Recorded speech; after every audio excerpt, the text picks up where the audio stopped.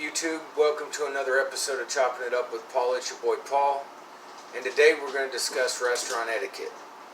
And I figured who better to have on the show than a 10-year veteran waitress to help us understand the importance of restaurant etiquette.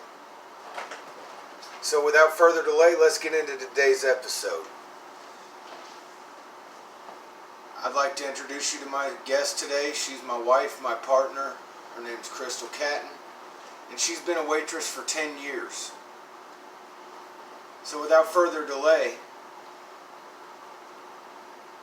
when you think of restaurant etiquette, what's the first thoughts that come to your mind?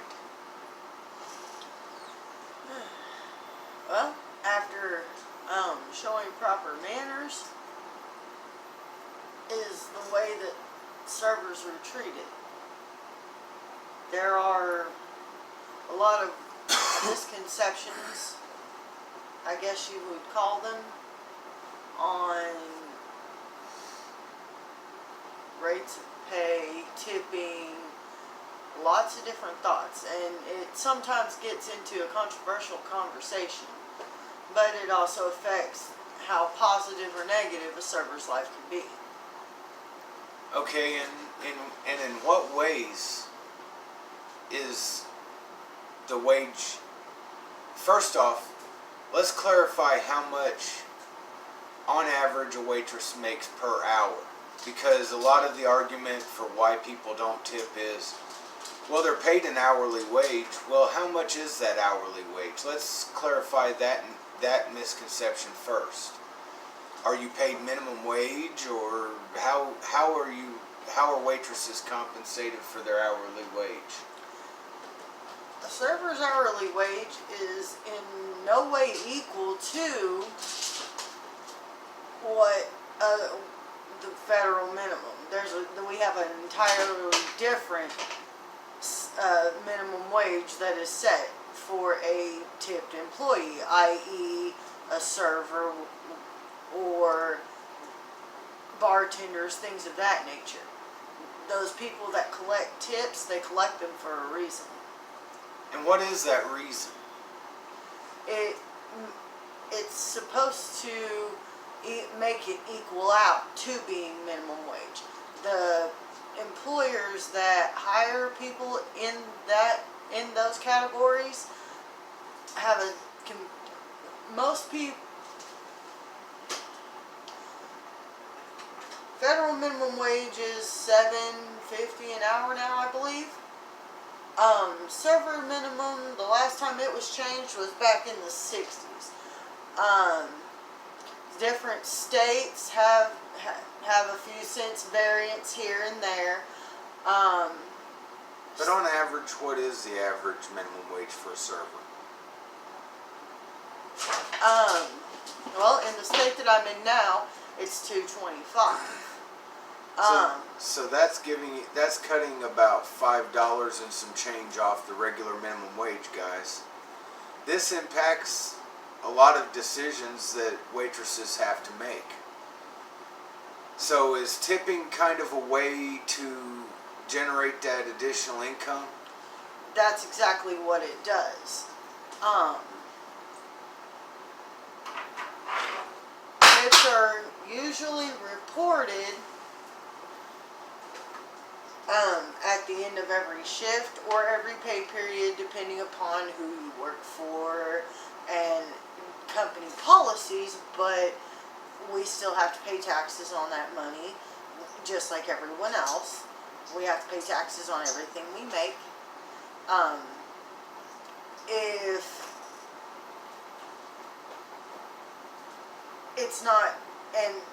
If it's not done in the check, we end up paying in at the end of the year. So basically, tipping is like the majority of your income level. Yes.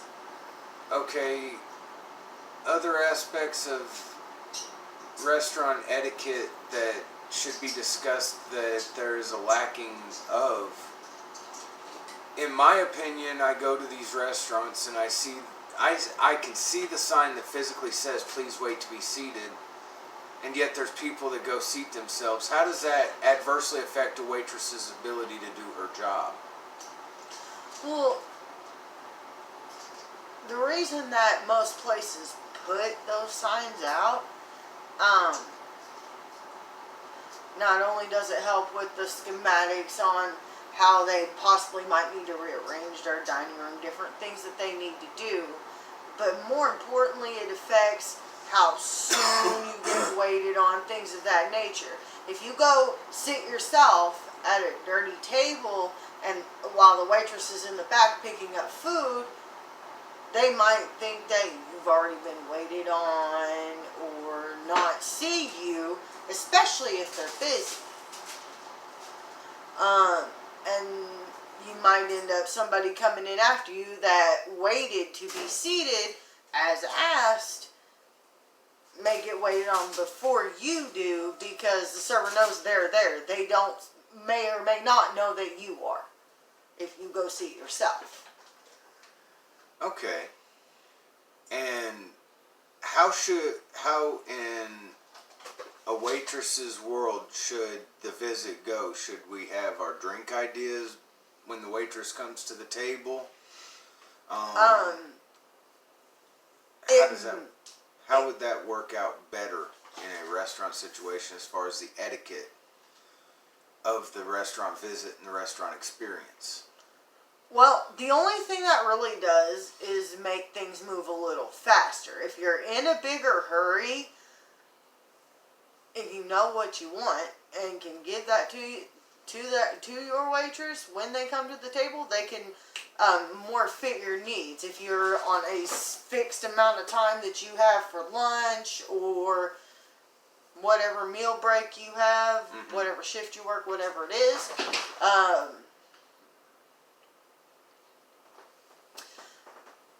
knowing what you want and all of that will help speed the process along. It's not something that is considered restaurant etiquette to always know. You don't have to, but it helps when you're in a hurry. Okay, and when you get your food or you need a refill, how is the proper method to let that waitress know that you're done with that plate or that you need a refill on your drink without flagging them down and being obnoxious, going, "Hey, need a drink over here"?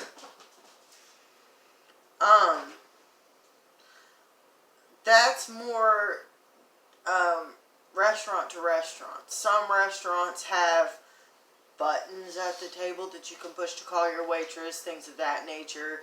If you're in a small mom and pop's place, you probably won't find that. But just,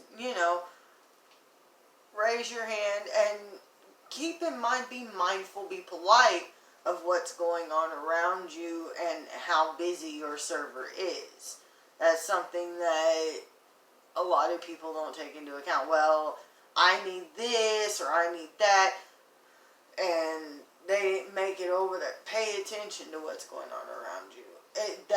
The person that's waiting on you may be a great waitress, but things happen sometimes, just like any other job. We can be shorthanded in another area of the restaurant, or be missing another server, or something else of that nature that may make things take a little longer and make it a little harder for that server to get back to you as much as she may want to. He or she. Okay. And what are some of the pet peeves that waitresses have that customers do, so that we can try to give them an idea of what is going wrong, so that maybe somebody can be like, okay, well, I see that this is happening and waitresses don't like it. Maybe we can try to do this over here. Well, the biggest thing we've really already discussed is the seating yourself when you're in a place that posts to let your server seat you. You find that more, especially now with the times that we're in, with the COVID and all of that. That that makes it all the more important that your server sits you, because there's a certain amount of distance that we have to put in between of parties, and only certain numbers can, you can't have more than a certain number of people in each group, things of that nature. If you go seat yourself and you seat yourself on one of those tables that they're not supposed to use, it could cost not only them their job, but possibly even cause the restaurant to get into a lot of trouble. Okay. So it's very we've discussed that it's important to let your server seat you, and now, especially in this time, how has the COVID affected the way that waitresses make their money? How has this pandemic that we've been in, how has it affected waitresses from a waitress's perspective? Well, I'm one of those lucky waitresses that works in a place that has a drive-through. A lot of servers have actually lost their jobs completely pending reopen from the COVID. During the time that we've been doing to-go orders, first off, let me shout out my community, because they've really stood behind us as servers in our small little restaurant that we work at. But for some people, they think that because they ordered their food to go, that it's unnecessary to tip the server, which is something else that is entirely untrue. They're still only, even if they're doing to-go orders, they're still only making that server wage and are still dependent upon those tips.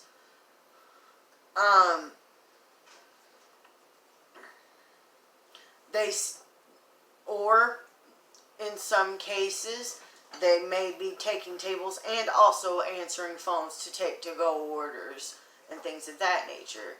And that point, they're stopping their movement for the people that are watching them to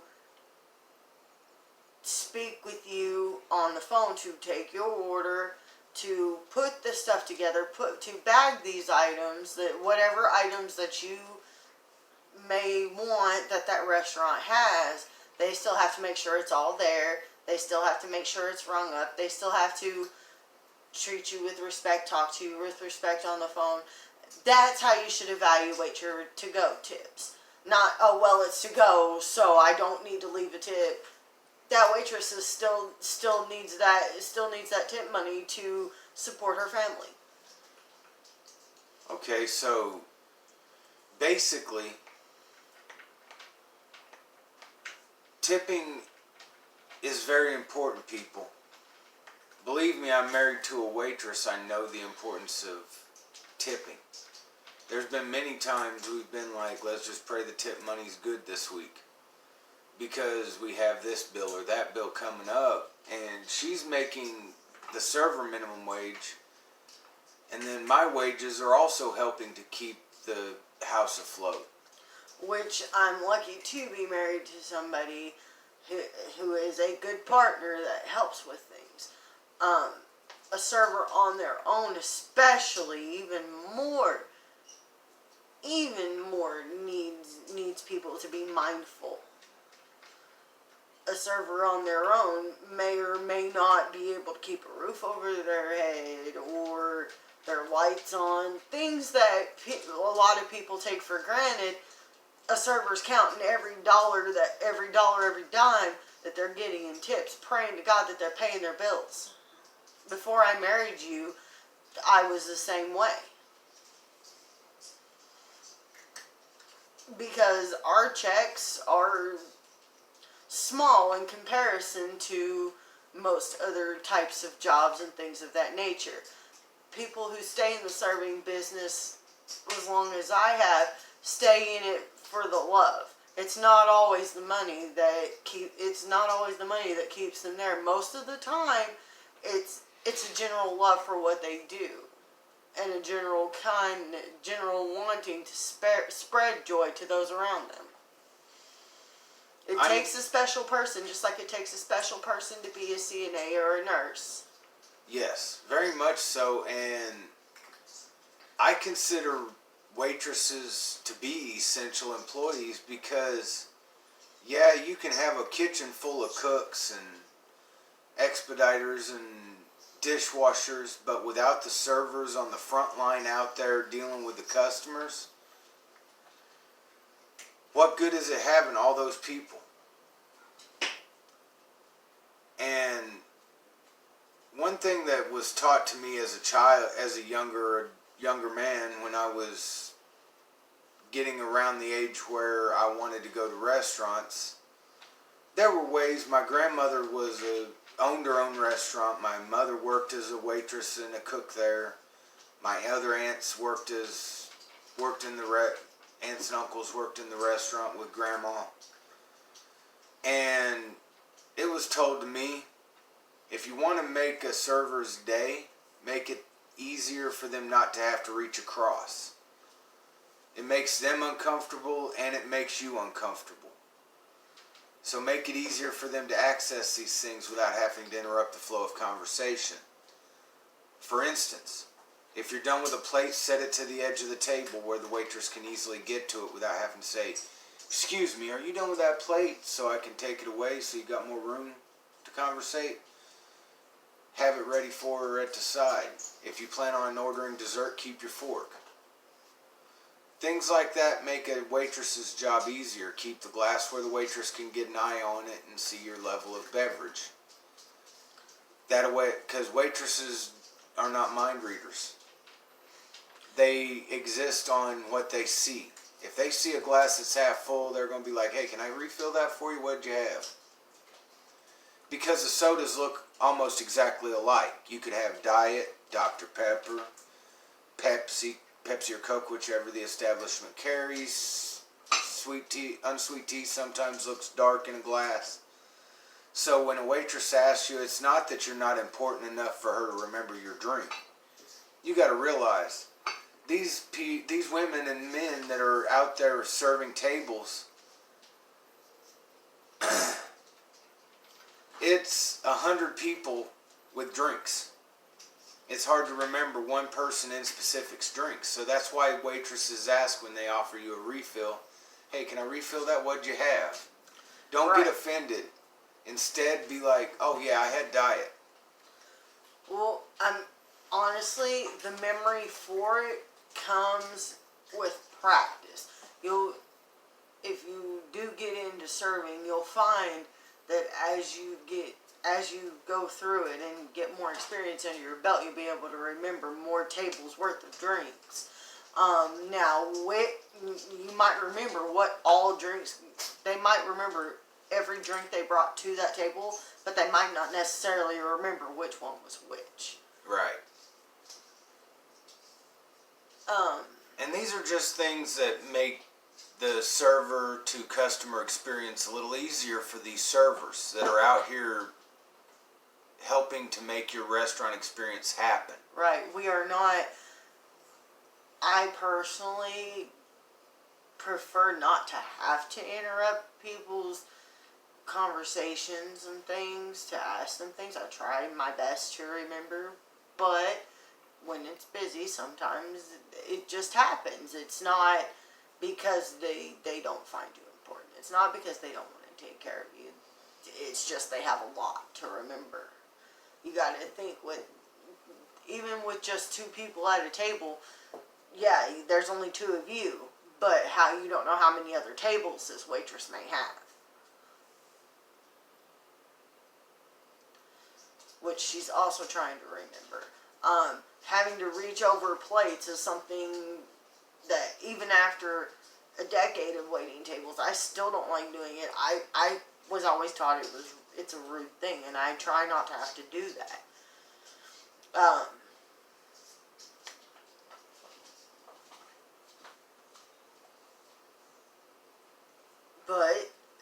with other things, it's dependent upon flow.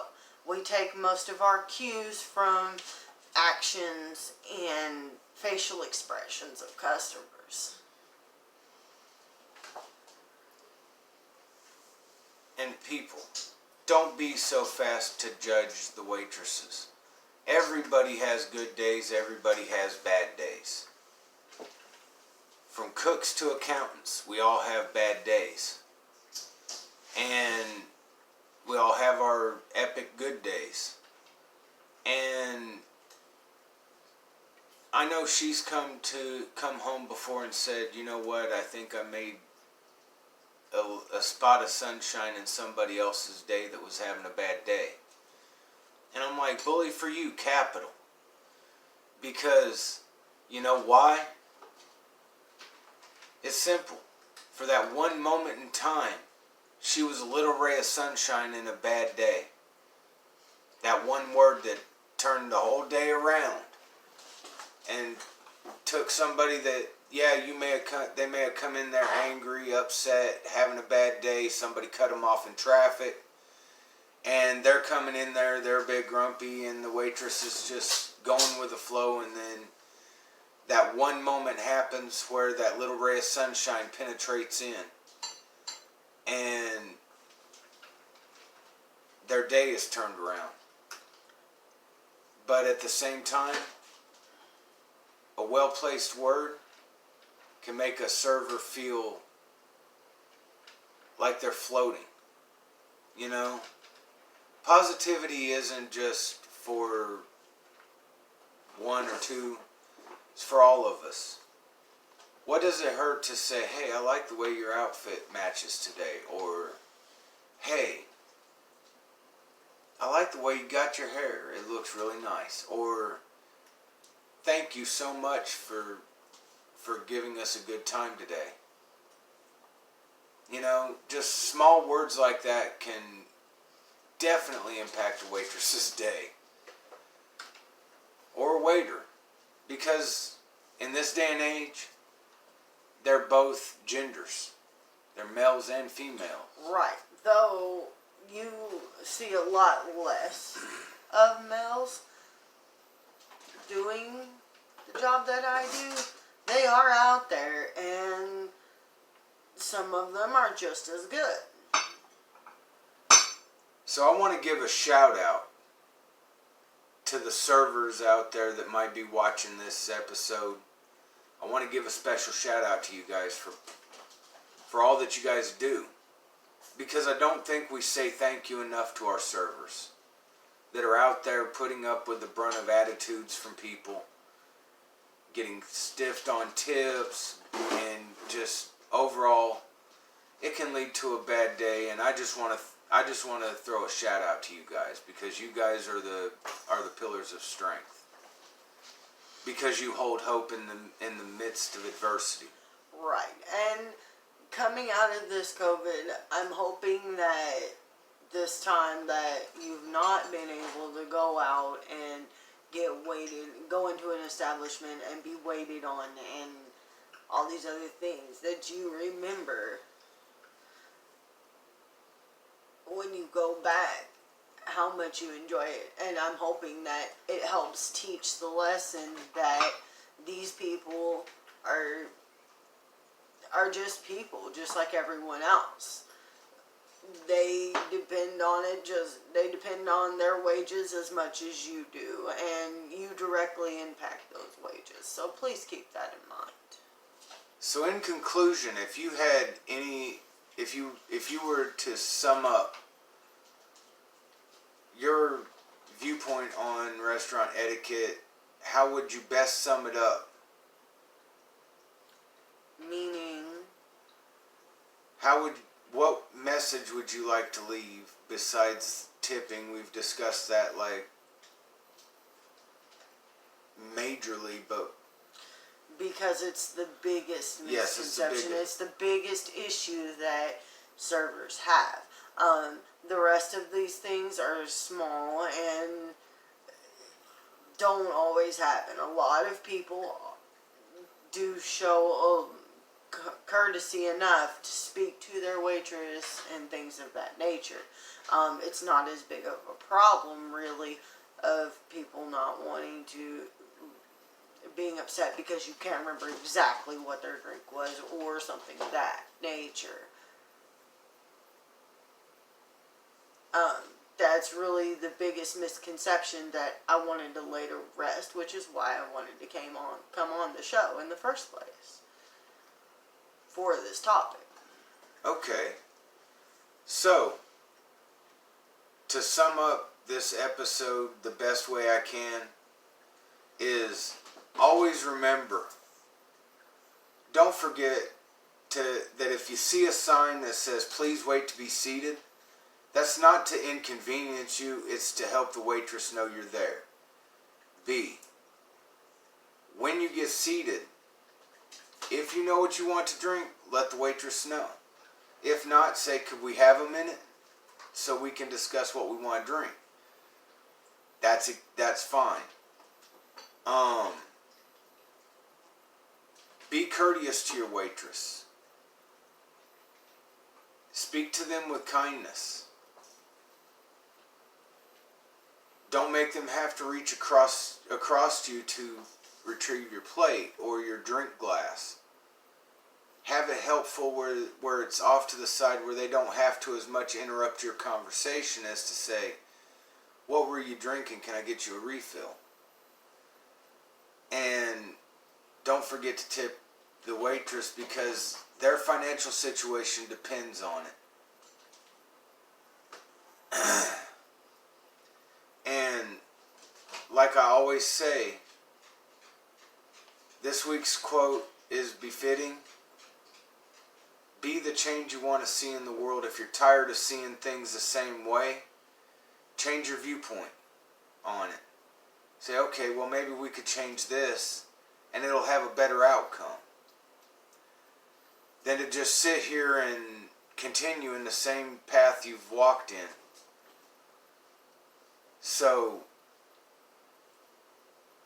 that's all I've got for you today. But if you want a deeper episode on this topic, leave a comment in the comment section saying, hey, can we talk more about? And we'll go into the deal on tipping, why tipping is so important and how tipping started, things like that. We don't have time in the episode to do all that. So give us a like and a comment if you're enjoying the positive content. Subscribe if you haven't already subscribed. And share the content with others so we can get the wheel rolling on this train of positivity. And until next time, be peaceful, be profitable, and overall, let's all just be a little positive. Peace.